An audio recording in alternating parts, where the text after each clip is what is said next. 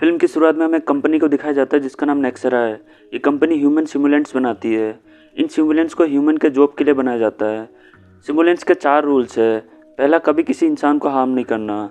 दूसरा, ये सिमुलेंट्स खुद के सिस्टम में चेंजेस नहीं कर सकते।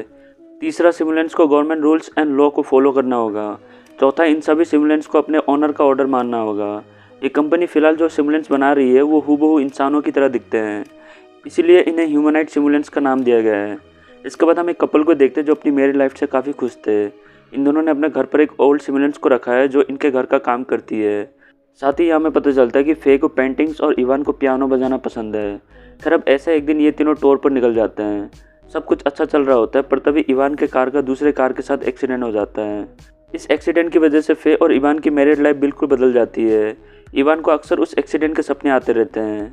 साथ ही वो पियानो भी नहीं बजा पाता। इवान पियानो बजाना पूरी तरह से भूल चुका है। इतना ही नहीं, उस एक्सीडेंट के बाद से फे और इवान अलग अलग सोने लग गए हैं। फे इवान को अपने कमरे में आने तक नहीं देती। क्यों, ये इवान ने कभी नहीं पूछा। उस रात एक्सीडेंट के बाद क्या हुआ उसके बारे में इवान को कुछ भी याद नहीं रहता। उसके पूछने पर फे उसके सवाल को इग्नोर कर देती है। फे या इवान से क्या छुपा रही है वो तो हमें आगे ही पता चलेगा। खैर, अब हम नेक्सरा कंपनी के एक डिटेक्टिव को देखते हैं जिसका नाम कैसलर है। कैसलर का काम एस्मे को ढूंढ निकालना है जो पिछले 3 साल से गायब है। एस्मे मॉडर्न जनरेशन की ह्यूमनाइड सिमुलेंट्स है, इसलिए उसे ढूंढ निकालना बहुत ज़रूरी है, क्योंकि अगर वो गलत हाथों लग गई तो कंपनी पर मुसीबत आ सकती है। कैसलर की खोज जाया नहीं जाता, आखिरकार उसे एस्मे का पता चल ही जाता है। कैसलर एक अपार्टमेंट में आता है जहाँ एस्मे रहती है। कैसलर दरवाज़ा नॉक करता है तो अंदर से एस्मे निकलती है। वो उसे एक कॉलर बैंड पहनने को कहता है। इस कॉलर बैंड से सिमुलेंट की बॉडी ब्लॉक हो जाती है। खैर, एस्मे यहाँ कैसलर को धक्का देकर जाने लगती है, जिससे वो शॉक हो जाता है, क्योंकि ऐसा पहली बार हुआ है जब किसी सिमुलेंट ने ह्यूमन के ऑर्डर को ना माना हो। कैसलर तुरंत एस्मे को पकड़ने जाता है, मगर एस्मे यहाँ उसे घसीटते हुए नीचे गिरा देती है। कैसलर यहाँ एस्मे को भागता देख जल्दी से अपनी कार से गन निकालकर ऊपर शूट कर देता है।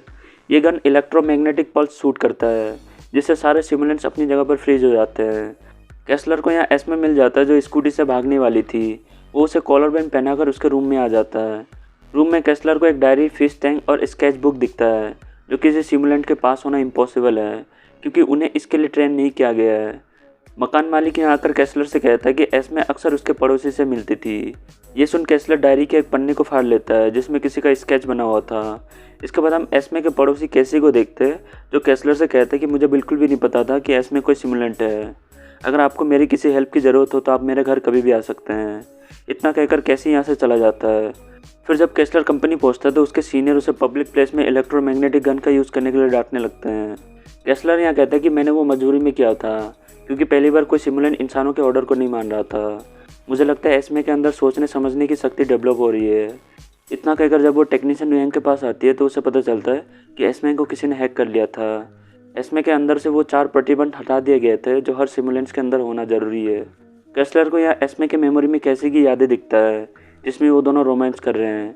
ये देख यंग कहती है कि डायरी लिखना, आर्ट बनाना, ये सारी चीज़ें कैसे के द्वारा सिखाया गया है, जिसे सुन कैसलर कैसी को पकड़ने के लिए सीधे उसके अपार्टमेंट पहुंच जाता है।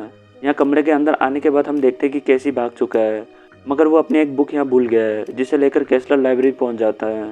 कैसलर क्लर्क को यह बुक दिखाकर कैसी के बारे में पूछता है तो वो कहता है कि मैं किसी कैसी को नहीं पहचानता।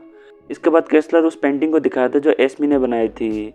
क्लर्क इस आदमी को देख कहता है कि ये तो डेस्मंड है। ये सुन कैसलर थोड़ा शॉक हो जाता है। अब इससे पहले कि कैसलर क्लर्क से और कुछ पूछ पाता, तभी उसे यहाँ कैसी दिखता है जो भाग रहा होता है। कैसलर यहाँ कैदी को पकड़ने की कोशिश करता है, मगर वो इसमें कामयाब नहीं हो पाता, क्योंकि कैसी गाड़ी में बैठकर भाग जाता है। नेक्स्ट डे हम फे को देखते हैं जो बीआर में अपनी और इवान की खुशी के पलों को देखने लगती है। यहाँ हमें पता चलता है कि इवान और फे दोनों अपने जैसे दिखने वाली सिमुलेंट्स बनाना चाहते थे, जिससे वो लोग मरकर भी एक साथ जी सके। फे यहाँ वीडियो देख रोने लग जाती है। इसके बाद वो पूल में नहाने आते तो इवान भी उसे ज्वाइन करने आ जाता है, लेकिन फे हमेशा की तरह उसे अपने करीब आने से मना कर देती है। फे यहाँ इवान को देख बहुत इमोशनल हो जाती है। वो सच को अब और नहीं छुपा सकती, इसलिए वो इवान को शीशे के सामने लाकर उसे उसकी रात से पर्दा हटाने का फैसला कर लेती है। फे यहाँ इवान के कान के अंदर का एक बटन दबाती है तो उसकी चेस्ट खुल जाती है। असली इवान की मौत उस एक्सीडेंट में हो गई थी एंड ये बस उसका सिमुलेंट है। इवान की ख्वाहिश थी कि मरने के बाद वो दोनों सिमुलेंट की तरह जिए, इसलिए फे ने ये सिमुलेंट्स बनाया। इस सिमुलेंट के अंदर एक्सीडेंट वाले इंसिडेंट को छोड़कर सारी यादें स्टोर है। यही रीज़न है इवान को एक ही सपना बार बार आने का। खैर, अब इवान फे से कई सारे सवाल पूछने लग जाता है, जिससे वो परेशान हो जाती है। गुस्से में फे उसे सोने का ऑर्डर दे देती है। इसके बाद हम यहाँ केसी को देखते हैं जो नेक्सरा कंपनी का सर्विसमैन बनकर इवान को चेक करने आता है। इवान को चेक करने के बाद वो फेस से कहता है कि अगर इवान को इसी तरह सपने आते रहे तो बहुत जल्द वो ख़राब हो जाएगा, इसलिए कुछ दिनों के लिए तुम उसे एक स्पेशल होटल में भेज दो जहाँ कोई भी सिमुलेंट्स अपने ओनर के बिना रह सकता है, उसे वहाँ थोड़ा अच्छा फील होगा। अब क्योंकि फे इवान को कुछ दिनों के लिए ऑफ करना चाहती थी इसलिए वो इसके लिए मान जाती है। दूसरी ओर हम नेक्सरा कंपनी की सीईओ हिगासी को देखते हैं जो बहुत जल्द नई सिमुलेंट्स को लॉन्च करने की बात करती है।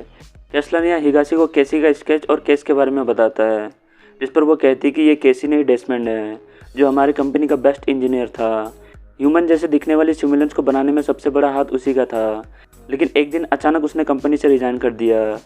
हमने उसे ज़्यादा पैसे देकर दोबारा कंपनी में लाने की कोशिश की मगर उसने आने से इनकार कर दिया क्योंकि उसका मानना था कि ह्यूमनलाइट सिमुलेंट्स पर कोई भी प्रतिबंध नहीं होनी चाहिए, जिसके लिए कंपनी राजी नहीं था। इसके बाद हम फे को देखते जो इवान को होटल छोड़ने आई है। फे यहाँ इवान से कहती कि मैं तुमसे मिलने आती रहूँगी। इतना कहकर वो यहाँ से चली जाती है। अब उसके जाते कैसी यहाँ जाता है। कैसी इवान से कहती कि तुम्हारी वाइफ फे तुम्हें शट डाउन करना चाहती थी मगर मैंने ऐसा होने नहीं दिया। साथ ही वो इवान से कहते कि तुम फिक्र मत करो, मैं तुम्हें ऐसा बना दूंगा जिससे फे तुम्हारे पास लौट आएगी। दूसरी ओर हम फे को देखते जो अपने दोस्त जोशुआ से मिलने आती है। इधर लैब में केसलर एस्मा से कैसी के बारे में पूछता तो वो कुछ नहीं बताती।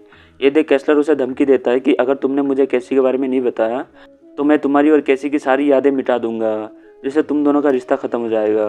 एस्मा यह सुन चुपचाप यहाँ से चली जाती है। नेक्स्ट डे केजी दोबारा इवान से मिलने आता है और उससे कहता है कि मैं तुम्हें हैक कर सारे रूल्स हटा दूंगा।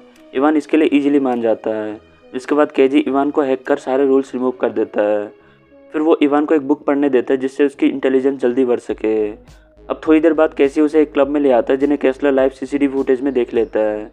केजी ने एस्मे का एक सेकंड को भी बनाया था जिसे हम यहाँ देख सकते हैं। केजी यहाँ डांस के बाद ने एस्मे से कहता है कि 1 घंटे बाद तुम मुझे पार्किंग एरिया में मिलना। एंड अब इससे पहले कि केसलर यहाँ पहुँच पाता केसी यहाँ से निकल जाता है। फिर वो दोनों मिलकर नेक्सरा कंपनी के एक साइंटिस्ट को किडनैप कर लेते हैं। यहाँ यह साइंटिस्ट टॉर्चर की वजह से एस्मे को की और पासवर्ड दे देता है। इस पासवर्ड की मदद से एस्मे कंपनी के सर्वर में सिमुलेंट्स की नई सॉफ्टवेयर को अपडेट कर देती है जिसे केसी ने बनाया है। केसी की इस अपडेट को पूरा होने में 3 दिन का समय लगेगा। ये अपडेट उसी दिन पूरा होगा जिस दिन हिगासी नए सिमुलेंट्स को लॉन्च करने वाली है। खैर अब ये दोनों अलग अलग हो जाते हैं। केसी सेफ हाउस का इंतजाम करने जाता है और एस्मे उसके इंतजार में शहर से बाहर छुपने चली जाती है, लेकिन उसे ये नहीं पता था कि केसलर उस पर ड्रोन की मदद से नज़र रख रहा है। थोड़ी देर में केसलर अपने सोल्जर के साथ एस्मे को पकड़ने आ जाता है, जिसे देख एस्मे यहाँ से भागने लगती है, लेकिन केसलर एक बार फिर एस्मे को इलेक्ट्रोमैग्नेटिक गन से पकड़ लेता है। इसके बाद वो उसे लेकर लैब में आ जाता है। यहाँ केसलर ओरिजिनल एस्मे से कहते हैं कि ये तुम्हारी कॉपी है, जिससे केसलर पूछताछ करता है तो वो अचानक से सेल्फ डिस्ट्रॉय हो जाती है। यहाँ केसलर को पता लग जाता है कि कैसी कितना इंटेलिजेंट है। दूसरी तरफ फे होटल में आती है तो उसे यहाँ इवान नहीं मिलता। थोड़ी देर में इवान डॉग को लेकर वापस आता है तो फे इससे गुस्सा हो जाती है। अब इसे मनाने के लिए इवान पियानो बजाने लगता है, साथ ही वो असली इवान की तरह बिहेव करने लगता है, जिससे गुस्सा होकर फे यहाँ से चली जाती है। चौंकाने वाली बात यह है कि फे को तो खुश होना चाहिए था पर वो तो गुस्सा हो गई। ये सीन अगर तुम्हें नहीं समझ आया तो तुम बहुत बड़े बेवकूफ़ हो। खैर अब कुछ दिन बाद इवान फे से मिलने आता है तो वो फे को जोशुआ के साथ देख दुखी हो जाता है। ये सीन देख ऐसा ख्याल आता है कि काश इवान कभी जिंदा हुआ ही ना होता। खैर अब जोशुआ के जाने के बाद इवान फे से पूछता है कि ये सब क्या चल रहा है, जिस पर फे कहते हैं कि तुम मेरे पति नहीं हो, इसलिए मैं तुम्हारे किसी भी सवाल का जवाब नहीं दूंगी। ये सुन इवान को बहुत गुस्सा आ जाता है। गुस्से में वो दीवार की पेंटिंग को तोड़ देता है। फे या इवान का गुस्सा देख डर जाती है। डर के मारे वो उसे शट डाउन होने के लिए कहती है, मगर वो चुपचाप यहाँ से चला जाता है। ये देख फे सीधे लैब में कॉल करती है जहाँ केसलर कॉल पिक करता है। फे उसे सिमुलेंट्स का सीक्रेट होटल और इवान के बिहेवियर के बारे में बता देती है, जिसे सुन केसलर सीधे उस होटल के लिए निकल जाता है, लेकिन एस्मे यह सुन लेती है, इसलिए वो चुपचाप विंग के फ़ोन से कैसी को सब कुछ बता देती है। इधर कैसी तुरंत इवान को लेकर जाने लगता है, पर बीच रास्ते में इवान उसके साथ चलने से मना कर देता है क्योंकि वो फे को छोड़कर नहीं जाना चाहता था। जिस पर कैसी कहते कि फे तुम्हें अपना पति नहीं मानती, वो तो किसी और से प्यार करने लग गई है। ये सुन इवान उसके साथ चला जाता है। फिर कैसी इवान को एक कॉटेज में ले आता है जिसके बारे में असली इवान और फे को ही पता था। दूसरी ओर हम केसलर को देखते हैं जिसे होटल में केजी और इवान नहीं मिलता। केसलर को यहाँ पता चल जाता है कि केजी को एस्मे ने इन्फॉर्म किया था। एस्मे केसी से बहुत प्यार करती है, इसलिए वो नहीं चाहती थी कि वो पकड़ा जाए, पर उसे ये कहाँ पता था कि उसकी इस गलती के लिए ये लोग उसकी मेमोरी को इरेज कर देंगे। किसी भी सिमुलेंट्स का जब मेमोरी इरेज किया जाता है तो उसे बहुत तकलीफ होती है। इसी वजह से केसलर एस्मे का हाथ पकड़ लेता है। इसके बाद हम केसी को देखते हैं जो इवान से कहते हैं कि कुछ ही घंटों में मेरा सॉफ्टवेयर ऑनलाइन हो जाएगा, जिसके बाद सारे सिमुलेंट्स आज़ाद हो जाएंगे। वो जैसे चाहे अपनी ज़िंदगी जी सकता है। इधर फे केस्लर को उस कॉटेज के बारे में बता देती है, जिसे सुन केस्लर वहाँ के लिए निकल जाता है। रास्ते में विंग केस्लर को कॉल कर बताती है कि 1 घंटे के अंदर अगर केसी को पकड़ लिया तो ठीक है, वरना सब कुछ खत्म हो जाएगा। केस्लर अब जल्दी से कॉटेज तक पहुँच जाता है, जहाँ उसे केसी दिखता है। वो तुरंत केसी पर गन पॉइंट कर देता है, पर इसी बीच दोनों की फाइट हो जाती है, जिस दौरान एक गोली चलती है। इस गोली से केस्लर तो घायल हो जाता है, मगर केसी के बॉडी से व्हाइट कलर का कोई लिक्विड बाहर आता है, जिसे देख हमें पता चलता है कि केसी भी एक सिमुलेंट है। खैर, अब केसी को घायल देख इवान केस्लर पर अटैक कर देता है, जिससे उसकी मौत हो जाती है। इसके बाद केसी केस्लर से कहते हैं कि हमारा सॉफ्टवेयर ऑनलाइन हो चुका है, जिससे सब इमुलेंट्स आज़ाद हो जाते हैं। साथ ही केसी कहते हैं कि मुझे डेस्मंड ने बनाया है, मैं बिल्कुल उसी की तरह दिखता हूँ। फिर इवान बाहर आता है तो उसे रियल डेस्मंड दिखता है, जिसने यह सब कुछ प्लान किया था। डेस्मंड यहाँ केसी को शट डाउन कर देता है, क्योंकि अब उसका काम खत्म हो चुका है।